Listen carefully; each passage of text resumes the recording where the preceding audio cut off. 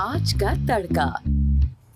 Hello जी, अस्सलाम वालेकुम and welcome to the show. आज का तड़का, मैं शेफ जलाल और आज की हमारी टीम एक बार फिर हाजिर है जी, बड़ी ज़बरदस्त, जायकेदार, मज़ेदार और लज़्ज़त से भरपूर रेसिपीज़ लेकर। और रेसिपीज़ के साथ साथ आज हमारे साथ अगेन आज थर्सडे का दिन और आज हमारे साथ एक गेस्ट हमारे मौजूद होंगे, उनसे भी आपको मिलाएंगे और जानेंगे हालात के बारे में और जो हमारा निज़ाम है ट्रैफिक का, इसके बारे में।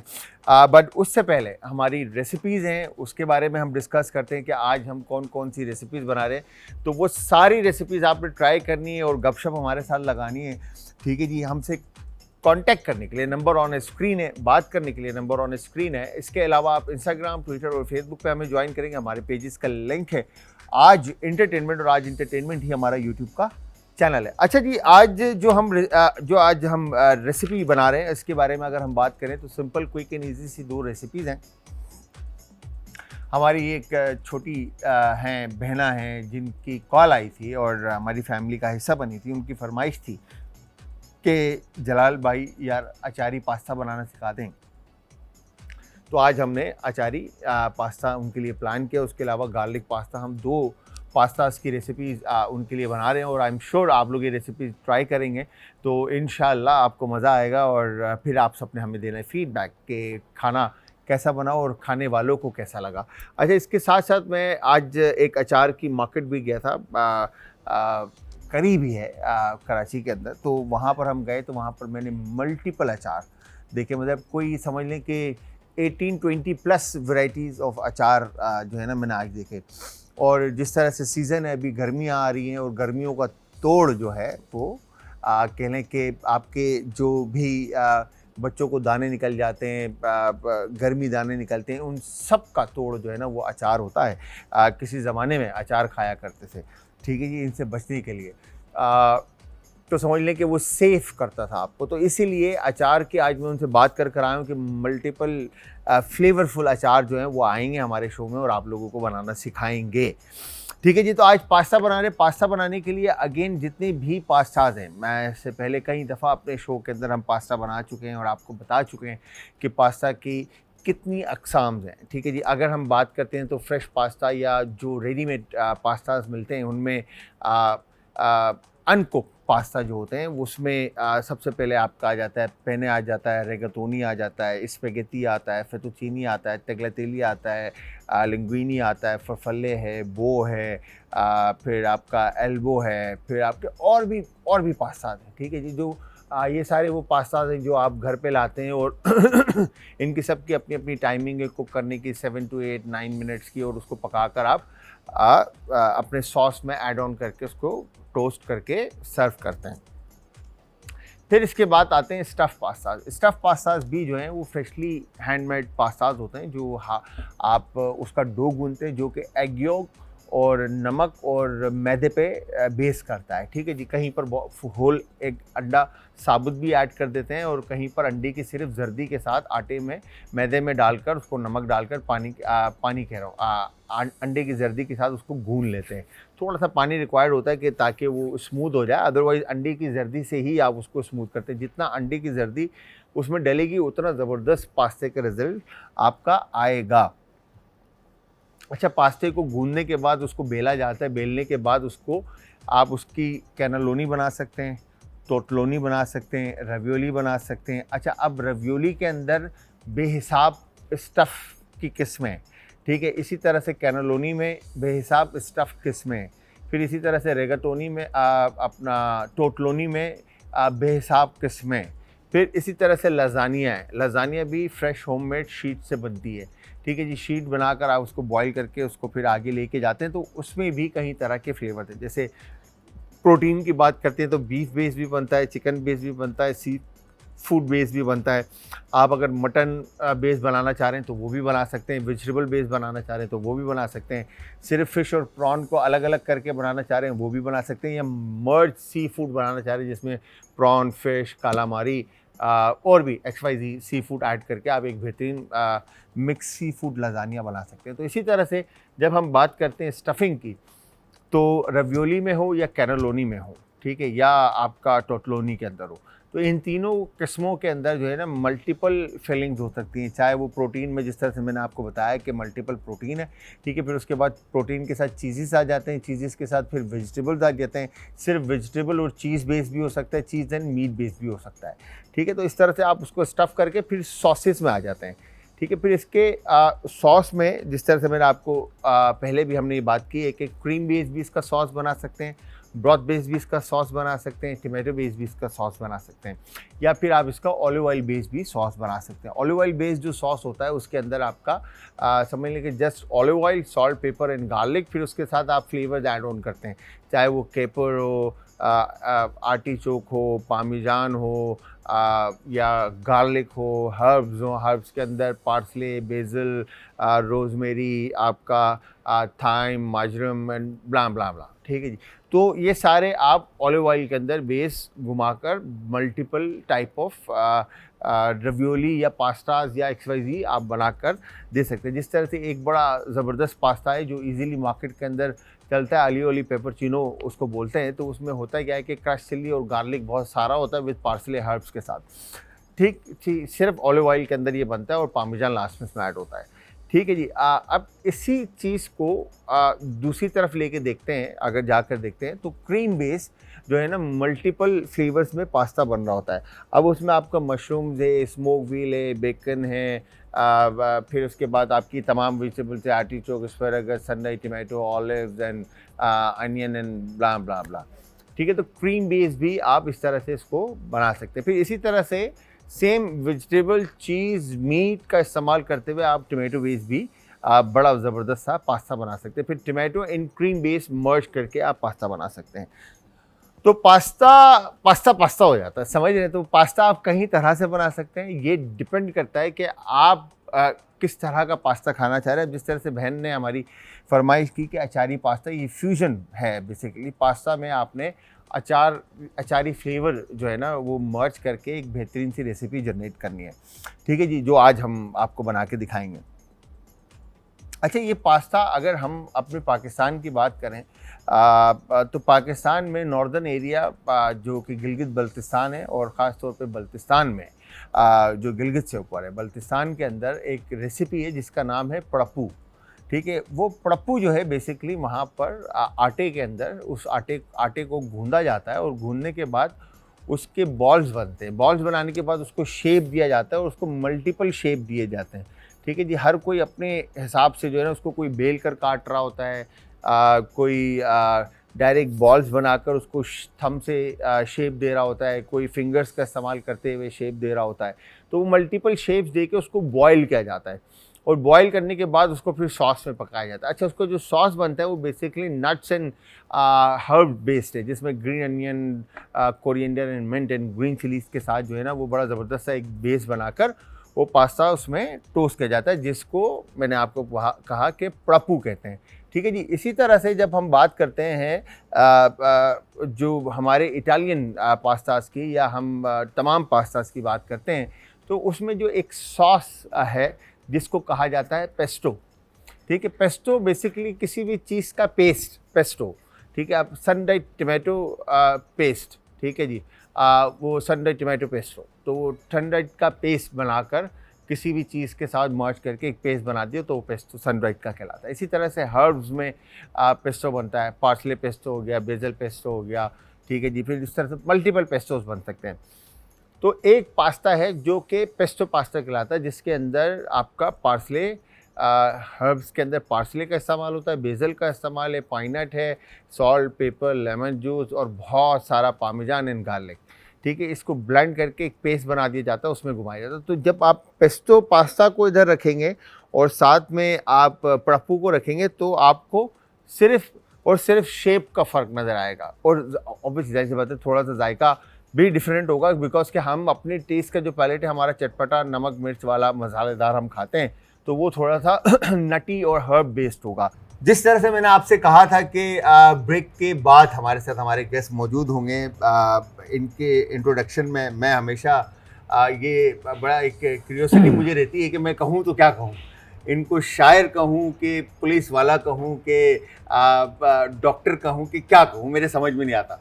खैर जी, हमारे भाई, हमारे हर दिल अजीज़, हमारे मोहतरम, हमारे बड़े एसएसपी डॉक्टर कमर रिजवी साहब हमारे साथ मौजूद हैं। चलें इनकी तरफ चलते हैं, सलाम करते हैं और शो का आगे लेके चलते हैं। अस्सलाम वालेकुम। वालेकुम सलाम। डॉक्टर साहब कैसे हैं आप? अल्लाह करम, आप ठीक ठाक हैं? अल्लाह खैरियत से हैं अल्लाह आप? करम। तो सही तारुफ आपका क्या रहेगा? आपने इतना अच्छा तारुफ करा दिया, बस आप हमारे भाई हैं, इससे ज्यादा बढ़ के कोई तारुफ होगा? आप हमारे हैं, बिल्कुल हैं, हम बड़ी आपके नवाज़त, भाई बड़ी हैं। मोहब्बत। मैं बड़ा एक क्यूरियोसिटी मुझे रहती है कि इतना सारा कुछ एक साथ, एक नाम के साथ लेके चलना। तारुफ तो काम का होता है, हम्म, बाकी जो जैसे जैसा लोगों की खिदमत करेंगे हम्म, उसी से हमारा तारुफ है, वही हमारी शनाख्त है। बिल्कुल। तो सर आजकल तो आप ट्रैफिक सेक्शन जी को ट्रैफिक देख में रहे हूँ जी, बिल्कुल। हैं, ठीक है। तो ट्रैफिक का निज़ाम हमारा जो पाकिस्तान का है, इसके लिए कुछ सुना है मैंने, कुछ नए रूल्स जी हमारा सिंध में कराची मेन शहर है हमारा बड़ा, तो हमारे डीआईजी साहब पीर मोहम्मद शाह साहब तशरीफ़ लाए हैं और उन्होंने ट्रैफिक पुलिस को रेगुलेट करने के लिए सुबह शाम नई उसमें इक्विपमेंट, नई चीज़ें, नए इनोवेशंस, और जहाँ पे जो इक़दामात फौरी तौर पे ज़रूरत है जिनकी, उसकी इम्प्लीमेंटेशन, जहाँ पे मीडियम टर्म चीज़ें आ जाती हैं वो है, और उसके बाद लॉन्ग टर्म। तो तीनों तरह से सूरत हाल को देख रहे हैं, लेके चल रहे हैं, क्योंकि कराची एक मेगा सिटी है। बिल्कुल जितने मेट्रोपोलिस हैं, जितने इतने बड़े शहर होते हैं, उनमें आपको हर वक्त मुस्तैद रहना पड़ता है शहरी सहूलतों की फराहमी और उनकी दस्तियाबी के लिए, और अपनी सर्विसेज की अवेलेबिलिटी के लिए।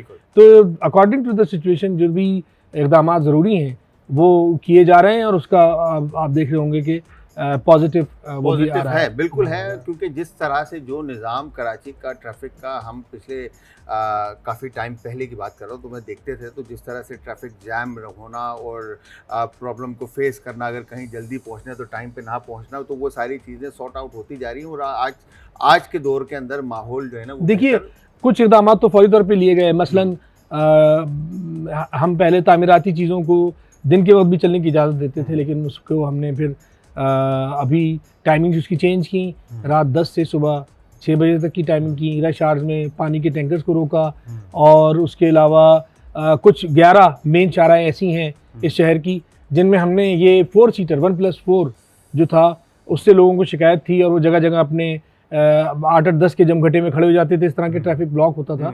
तो उनको 11 मेन बड़ी शाहराहों से हमने कामयाबी के साथ हटाया है। 2 शाहराएँ ऐसी हैं जिनमें 1+2 को भी रोका है, मसलन ये चंडीगढ़ और शाहराह फैसल। ये वो इक़दामात थे जिनकी वजह से फ़्लो बहुत बहाल हुआ।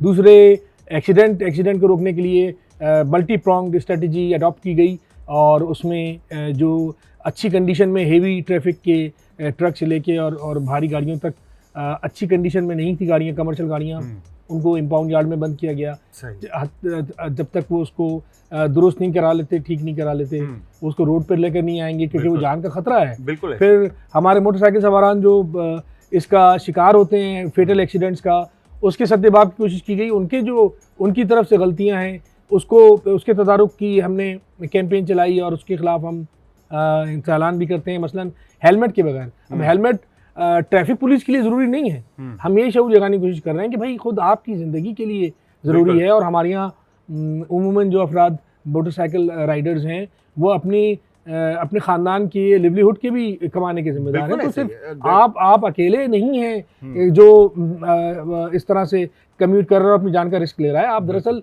एक पूरे ख़ानदान को एट स्टेक कर रहे हैं। बिल्कुल ऐसे ही, पूरे रिस्पॉन्सिबल हैं आप उस घर के जिसके अंदर आप डेली बेसिस पे कुछ ना कुछ लेके जाते हैं, और महीना आपकी वजह से चलता है। तो उसी वजह से हमने फिर ये हेलमेट को लाजमी किया है। हेलमेट के ऊपर हम बाकायदा डिटेन कर रहे हैं मोटरसाइकिलें। हेलमेट ना होने के सबब से, लाइसेंस नहीं है तो हम गाड़ियाँ रोक रहे हैं।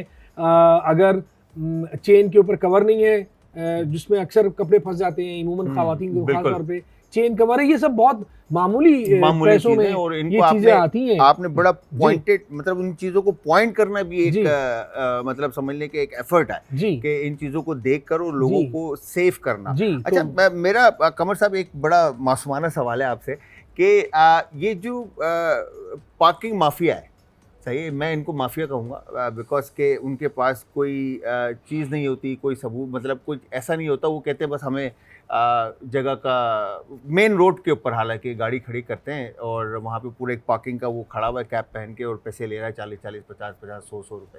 तो ये क्या अलाउ होता है? नहीं, ये मेन क्या रोड होता पे है? तो हम बिल्कुल भी कहीं अलाउ नहीं है और ना हम खड़े होने देते हैं, है ना? और हम सख्त चालान करते हैं इसका। वहाँ से रिमूव करके इंपाउंड यार्ड भी गाड़ियाँ भेजी जाती हैं और बड़ी कसरत से ही होता है। मेन रोड पे तो खैर सवाल ही पैदा नहीं होता, लेकिन जहाँ पार्किंग्स हैं, चार्ट पार्किंग्स हैं, वो अगर फिलहाल वो हुए में लीगल हुए में हैं तो उसकी एक मुद्दत है, उसके बाद उनके ऊपर पाबंदी लगा दी जाएगी।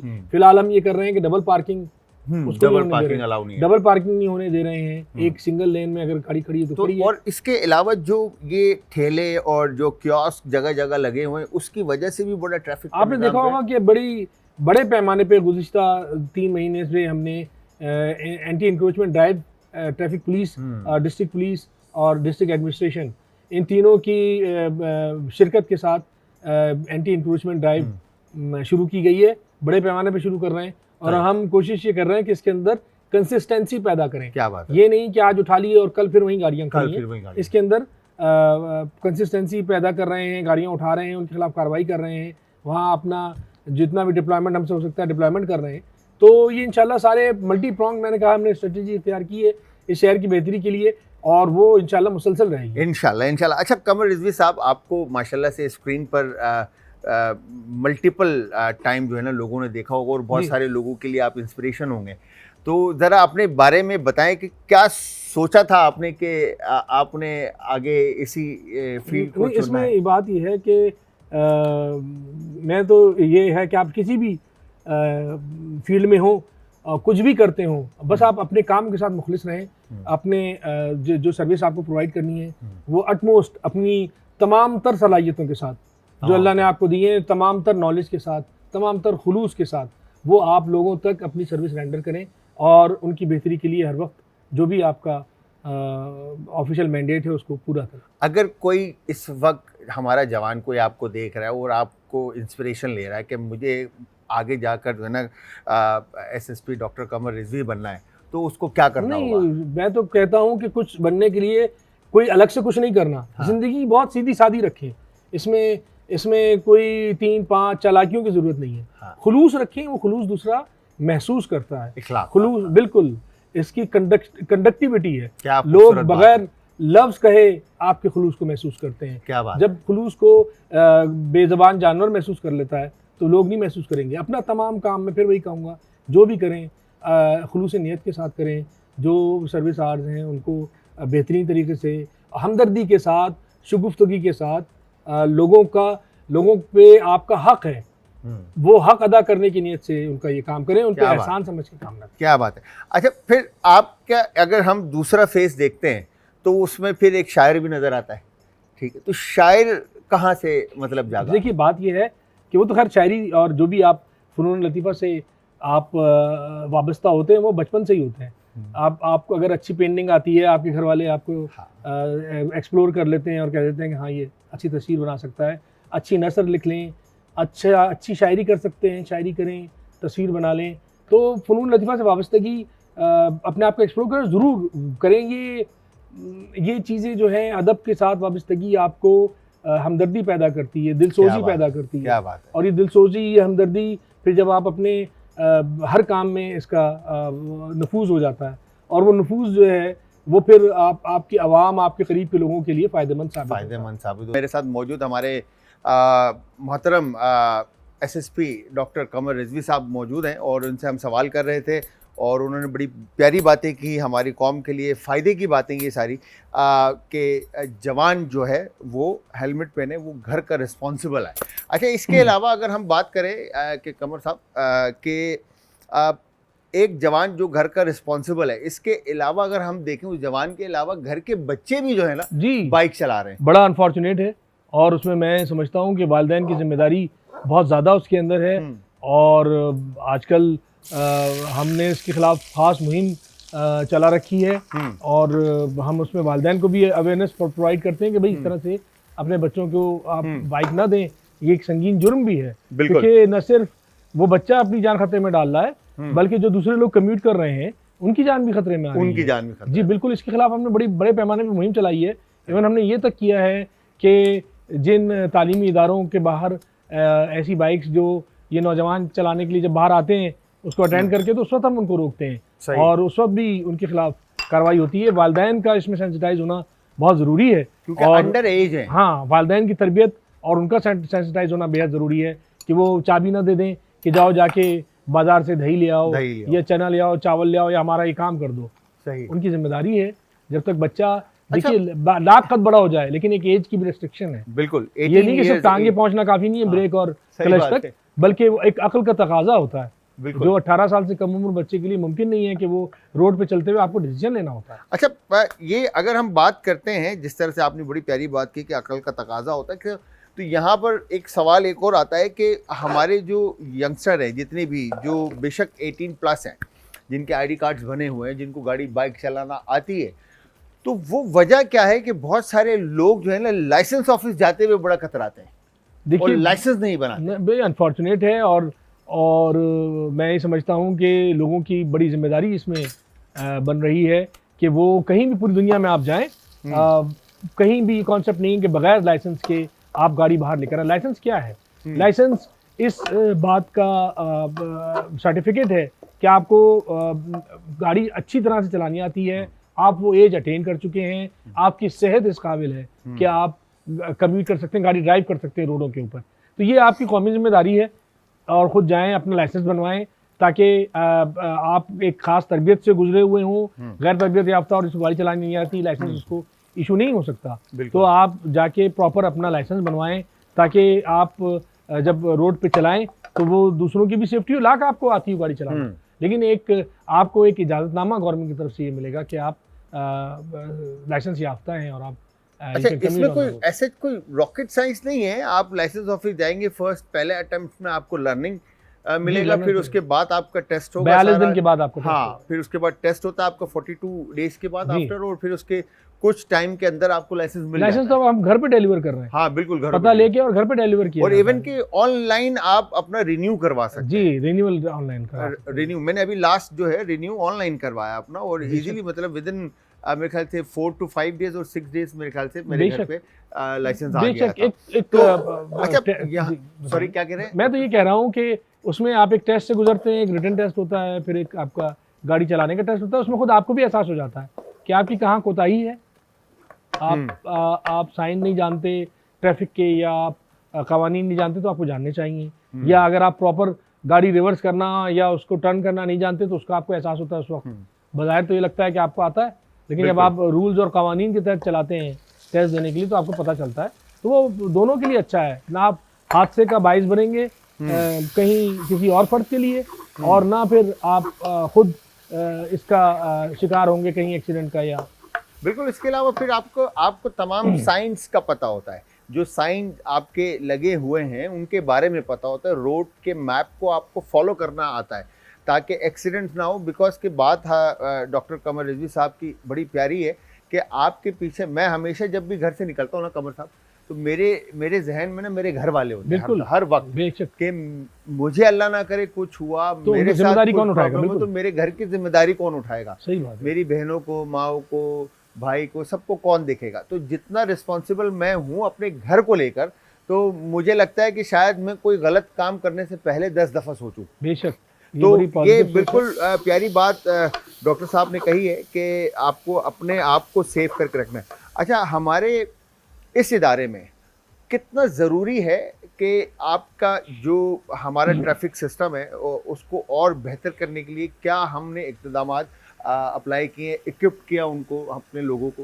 जी बिल्कुल, ये एक मुसलसल एक सर्विस है, एक कंटिन्यूटी में चलती रहती है। ये नहीं कि आज मैंने कुछ इक़दामात कर लिए, आज इक्विपमेंट ले लिया तो मैं चैन से बैठ जाऊँ, बल्कि नई नई इनोवेशन जो भी हो रही हैं। मसलन इस वक्त कैमरों के अंदर जो सेफ सिटी के लग रहे हैं, उसमें हमने ये डलवाया है कि वो जो गाड़ी वायलेट करे रोड के ऊपर, उसको जो है वो चालान उसके घर पे पहुंच जाए। घर पे बजाय ये कि आप कई लोग चौकों पे खड़े करें और वो फिर गाड़ी को बमुश्किल रोकें और उसके बाद उसका चालान करें। उसमें उतनी इंटेंसिटी भी नहीं आ पाती और उतना फ्रीक्वेंसी भी नहीं है। इसमें फ्रीक्वेंसी भी आएगी और लोगों को पता चलेगा कि जी उन तक जब उनके घरों पे भारी चालान पहुंचेंगे तो उनको एहसास होगा, क्योंकि असल में शहरी जिम्मेदारी बन क्या रही है। सही। हम देखिए, मैं अक्सर ये बात कहता हूँ कि हमारा जितना भी डायस्पोरा बैरून मुल्क मुकीम है वो बहुत लॉ अबाइडिंग है और वो कवानीन की पाबंदी करते हैं।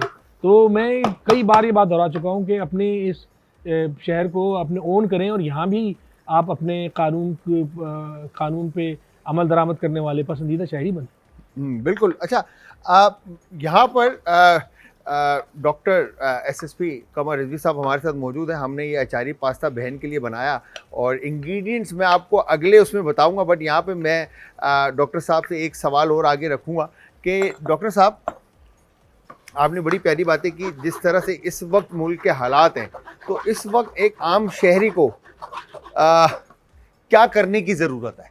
मैं तो ये कहूँगा कि बिल्कुल वो रहें, हरासा ना हो और कंपोज रहें और मुत्तहिद रहें और आपस में इत्तेहाद। इस वक्त बहुत वक्त की ज़रूरत है अपने ज़ाती परेशानियाँ और उसको आप फ़िलहाल कौमी मफाद के तहत एक कौमी सोच पैदा करें और आपस में इत्तेहाद और मोहब्बत और यगानगत की ज़रूरत है।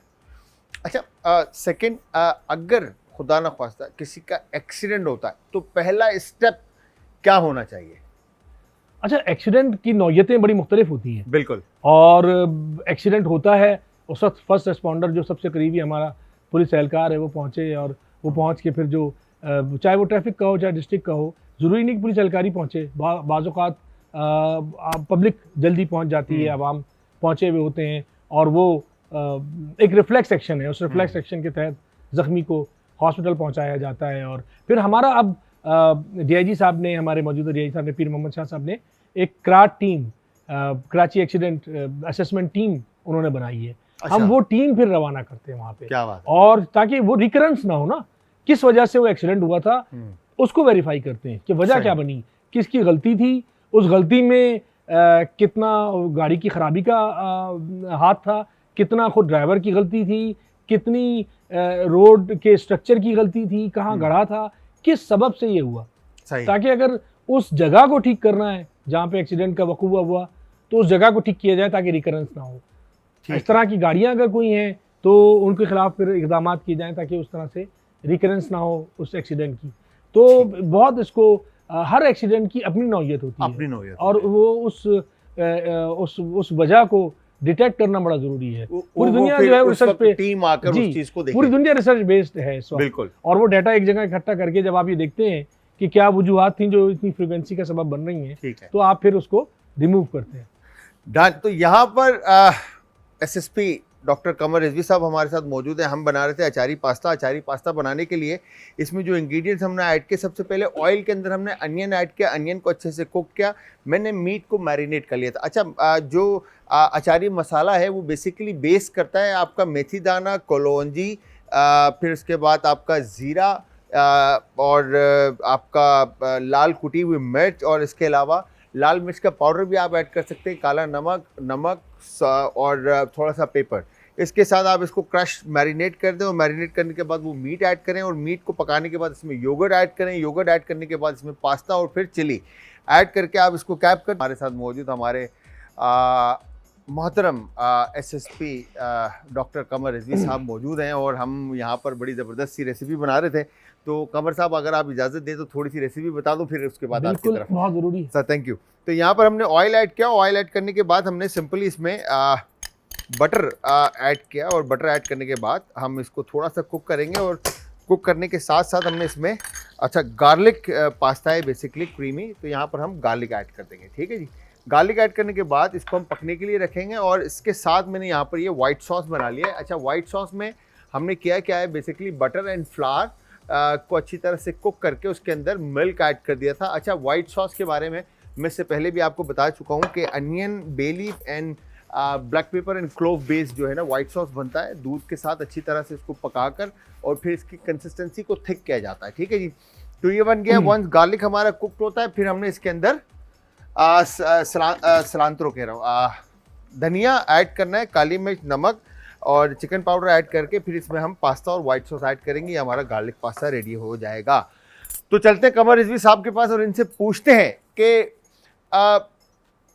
इस वक्त अगर मैं बात करूं तो हमने बहुत सारे लोगों को मैं क्योंकि खुद ड्राइव कर रहा होता हूं और मैं देखता हूं कि जगह जगह जो है ये टेंट हुए हुए शीशे जो होते हैं जिनके ऊपर पेपर चढ़ा होता है, ये जगह जगह पुलिस वालों ने रोके हुए होते हैं, और इसके नुकसानात क्या हैं और फ़ायदे क्या हैं? जी, इसमें सबसे बड़ी जो नुकसान है वो है विजिबिलिटी का। जो अंदर बैठा हुआ शख्स ड्राइव कर रहा है उसको विजिबिलिटी में बड़ी मुश्किल पेश आती है। सही। और लोग जो हैं दूसरे आपसे ख़तरे का शिकार हो जाते हैं। तो इसलिए ये टेंटेड कहीं भी अलाउ नहीं है।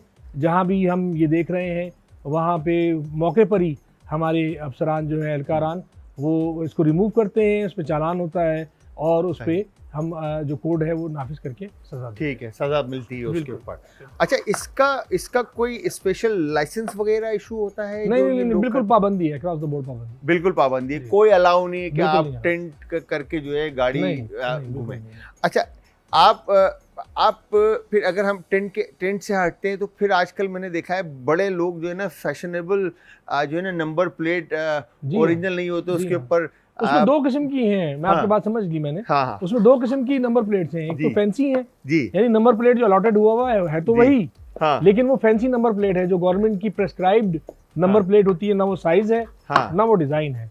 तो ये भी गैर कानूनी है, इस पे भी वो हम अपना कोड नाफिज करते हैं और कार्रवाई करते हैं। और फेक नंबर प्लेट की तो गुंजाइश ही नहीं है, उस पर तो फिर पूरा हम ज़्यादा सख्त कार्रवाई करते हैं। ज़्यादा सख्त कार्रवाई है। अच्छा, अगर हम इन सारी चीज़ों की स्ट्रिक्टनेस एक तरफ देखते हैं, ठीक है, कि यार ये सारी चीज़ें हैं कि आपने इस रूल्स को आपने फॉलो करना है, तो हम आवाम को अवेयरनेस किस तरह से हमारी कहेंगे कि ट्रैफिक फोर्स जो है वो आवाम को अवेयरनेस किस तरह से? जी, ये बहुत आपने अच्छी बात कही।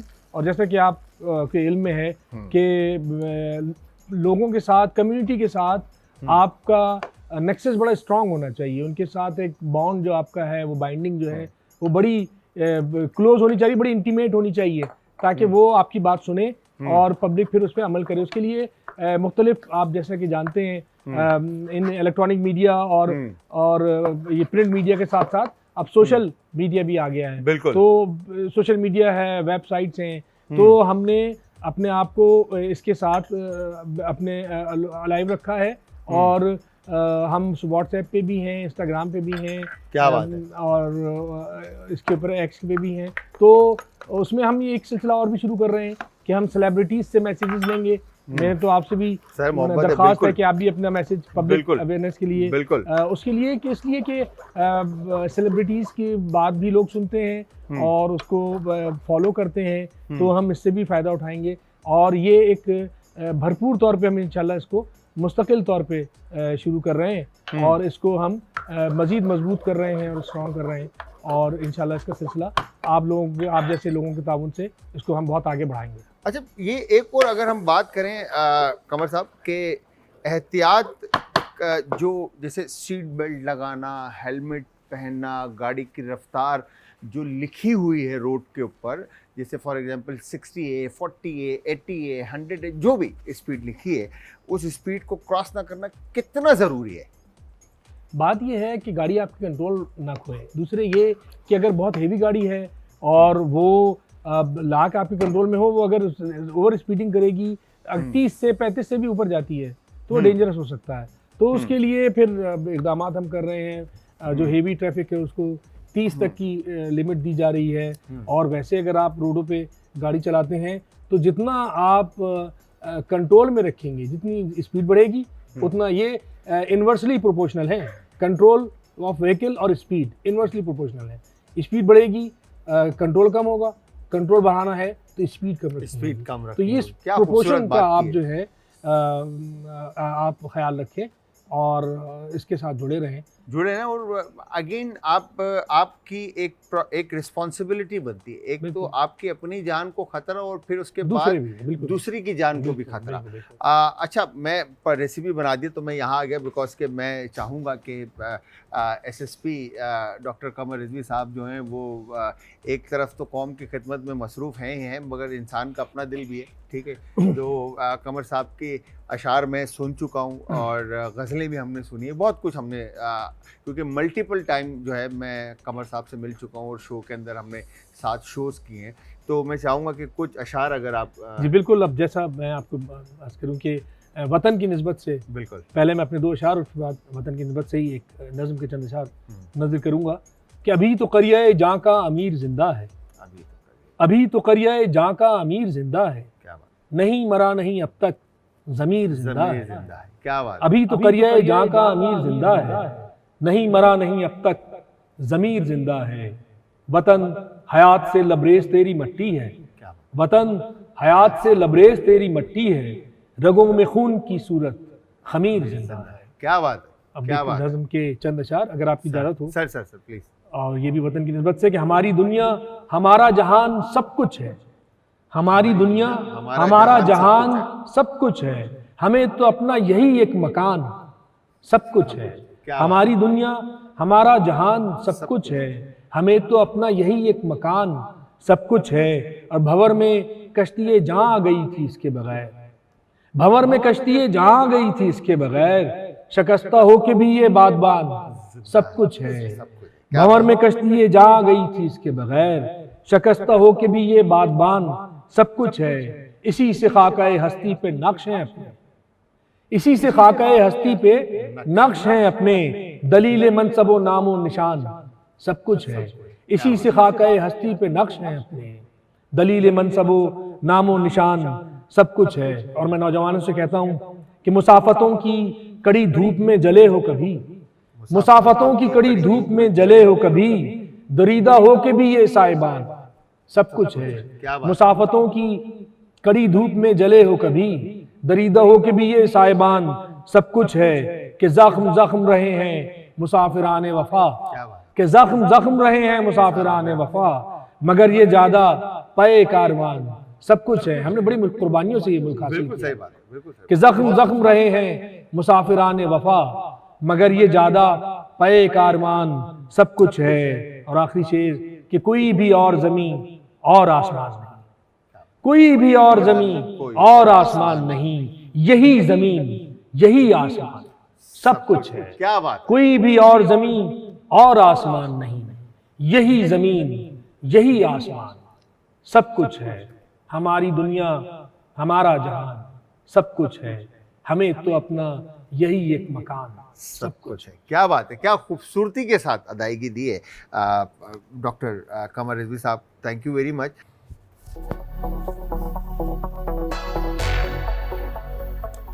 Welcome back from the break से वापस हमारा और आपका साथ एक बार फिर हमारे साथ मौजूद एसएसपी डॉक्टर कमर रिजवी साहब हैं और हमने बेहतरीन मज़ेदार सी दोनों रेसिपीज़ बनाई और 3 डिशेस में हमने इनको सर्व किया है। तो टाइम बड़ा शॉर्ट होता है, तो मैं ये चाहता हूँ कि डॉक्टर साहब हमारी नौजवान यूथ के लिए क्या मैसेज देना चाहेंगे, इवन की पूरी कौम को क्या मैसेज देना चाहेंगे, मैं कमर साहब से सुनना चाहता हूँ। मैं बस मुख्तसर सा मेरा मैसेज यही है कि एक मुतमद्दिन कौम की निशानी ये होती है कि उसके अफराद रूल्स एंड रेगुलेशंस पे, ज़ाब्तों पे, नाफिजुल अमल कवानीन पे अमल दरामद करते हैं। तो मैं यही गुजारिश करूँगा कि जहाँ आप बैरून मुल्क इतने नेक नाम हैं, वहाँ आप अपने मुल्क में भी कवानीन पे, दीगर कवानीन की तरह ट्रैफिक के कवानीन पे भी अमल दरामद करें और उनकी मुकम्मल पासदारी करें। ये न सिर्फ आपका कौमी फरीज़ा है बल्कि ये अफरादी ज़िम्मेदारी भी है। क्या बात है, क्या बात है, इनफरादी बहुत खूबसूरत बात है। ये बात बड़ी प्यारी कही कि हम बाहर जाकर जिस तरह से सारे रूल्स एंड रेगुलेशंस को फॉलो कर रहे होते हैं, इस तरह से अपने मुल्क के अंदर रहते हुए भी हम ये सारे काम करें तो हमारा मुल्क खूबसूरत से खूबसूरत तर होता जाएगा। और खूबसूरत तो है ही है, हमें सबसे प्यारा है और हमेशा एक दिल से आवाज़ निकलती है पाकिस्तान जिंदाबाद। तो thank you very much doctor साहब, आपने अपने कीमती वक्त में से वक्त दिया और आप आए। बहुत अच्छा लगता है हर दफ़ा कि आप आते हैं, कुछ न कुछ आपसे सीखने को मिलता है और आपके लफ्ज़ जो हैं वो बहुत कुछ बड़ी नवाजिश। तो thank you very much sir once again. तो व्यूअर्स, यहाँ पे हुआ टाइम ख़त्म। थैंक यू नोट के साथ आप सबसे भी इजाज़त चाहेंगे। मैं शेफ़ जलाल, आज की हमारी टीम और कमर रिजवी डॉक्टर साहब को भी इजाज़त दें। तो इंशाल्लाह कल फिर हाजिर होऊंगा सेम टाइम सेम शो में। तो कल तक के लिए खुदा हाफिज़।